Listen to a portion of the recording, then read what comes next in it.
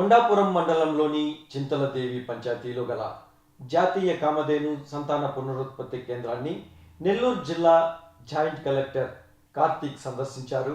అక్కడ ఉన్నటువంటి అధికారులతో కలిసి ఎన్కేబీసీ సిఎల్ఎఫ్ షెడ్యూలు అన్నీ తిరిగి అక్కడి సమస్యల మీద ఆరా తీశారు. పశువుల వేలంపాటలో జరిగిన అవకతవకలు, బ్రూసిల్లా వైరస్ వ్యాప్తి గురించి, వాటికి వేసే వ్యాక్సిన్ గురించి, పశువుల మేత కోసం ఏం చేస్తున్నారు, అలాగే 170 గొర్రెలు చనిపోవడం పట్ల వ్యాక్సిన్ గురించి పలు విషయాల మీద అధికారులను అడిగి తెలుసుకున్నారు. అనంతరం కొండాపురం బీజేపీ మండల అధ్యక్షుడు మాలపాటి మల్లికార్జునరావు జాయింట్ కలెక్టర్తో కలిసి ఫామ్ హౌస్లోని నీటి సమస్య, నీరు లేకపోవడం వలన ఇలాంటి విపత్తులు జరుగుతున్నాయని తెలియజేశారు.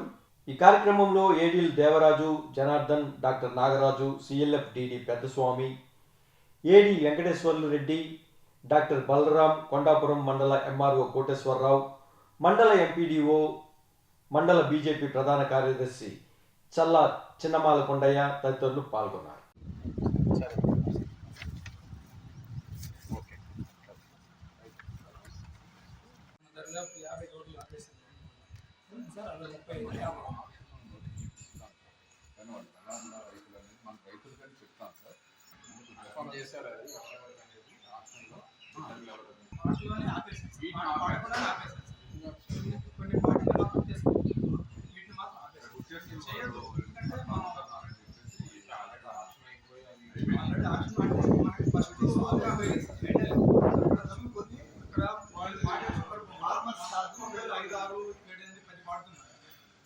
రైతుల్ని వాళ్ళని మనం ఎంక్వైరీ చేసినప్పుడు వీళ్ళందరూ దళారులు, వీళ్ళందరూ ఇవన్నీ కోసం లేకపోతే 10-20 ఎందుకు కొంటారు అని క్వశ్చన్ చేసినప్పుడు మేము అటు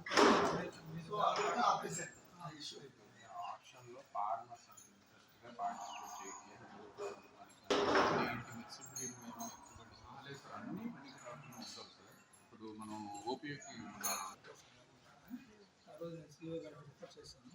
సార్ మీరు వేలం పట్టు పెట్టినప్పుడు దళారు ఇచ్చుకుంటున్నారు, అలా కాకుండా ఎవరైనా వేలం పట్టు కొనుగోలు చేయడానికి వచ్చిన వాళ్ళు ప్రతి ఒక్కరి దగ్గర డాక్టర్ సర్టిఫికేట్ ఇస్తారు.